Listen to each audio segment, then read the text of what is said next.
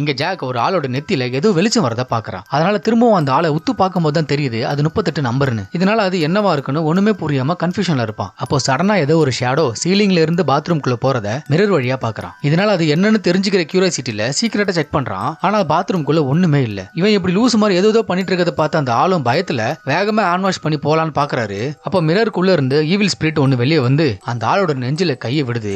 அதனால அவருக்கு cardiac arrest வந்து உடனே இறந்து போறாரு. அதுக்கப்புறம் அந்த ஈவில் ஸ்பிரிட் திரும்பவும் அந்த மிரருக்குள்ள போயிடுது. இது எல்லாத்தையுமே ஜாக் ஒளிஞ்சிருந்து பாக்குறான். அப்ப அது போனதுக்கு அப்புறம் அந்த ஆள் கிட்ட வரான். அப்ப சடனா ஏதோ ஒரு வெளிச்சம் வானத்துல இருந்து வந்து அந்த ஆளோட ஆன்மாவை எடுத்துட்டு போயிருது. அதனால ஜாக்குக்கு இன்னும் கியூரியாசிட்டி அதிகமாகி அந்த ஈவில் ஸ்பிரிட் என்னெல்லாம் பண்ணுதுன்னு பாக்குறதுக்காக அதை ஃபாலோ பண்ணிக்கிட்டே பின்னாடியே கார்ல சேஸ் பண்ணிட்டே போறான். அப்போ அது ஒரு மியூசியம்குள்ள போகுது. அங்கேயும் அதே மாதிரி வானத்துல இருந்து வெளிச்சம் ஒண்ணு வருது. இதனால அவனும் மியூசியம்குள்ள என்டர் ஆகி என்னன்னு பாக்குறான். அப்ப அந்த லைட் இருக்கிற பிளேஸ சுத்தி நிறைய பேர் நின்னுட்டு இருக்காங்க. அதனால அவனும் அங்க போய் பார்த்தாதான் தெரியுது ஒரு ஆளு கீழே விழுந்து கிடக்குறான். அவனுக்கு இன்னொருத்தவன் சிபிஆர் கொடுத்துட்டு இருக்கான். அப்ப கீழே படுத்து கிடக்குற அந்த ஆளோட ஆன்மா இது எல்லாத்தையுமே வேடிக்கை பார்த்துக்கிட்டே இருக்கு. அப்ப ஜாக் அந்த ஆன்மாவை பாக்குறான். அது நெத்தியில 39 எழுதி இருக்கு. அதுக்கப்புறம் அந்த ஆன்மாவும் வானத்துல இருந்து அந்த லைட்டுக்குள்ள போயிடுது. அப்போ அந்த சிபிஆர் பண்ணிட்டு இருந்த ஆளு இவன் இறந்துட்டான்னு சொல்றாரு. அப்ப ஜாக் அங்க இருந்து போலான்னு பார்க்கும்போது தான் இன்னொரு லேடியோட நெத்தியில 40ன்னு லைட் எரியறத பாக்குறான்.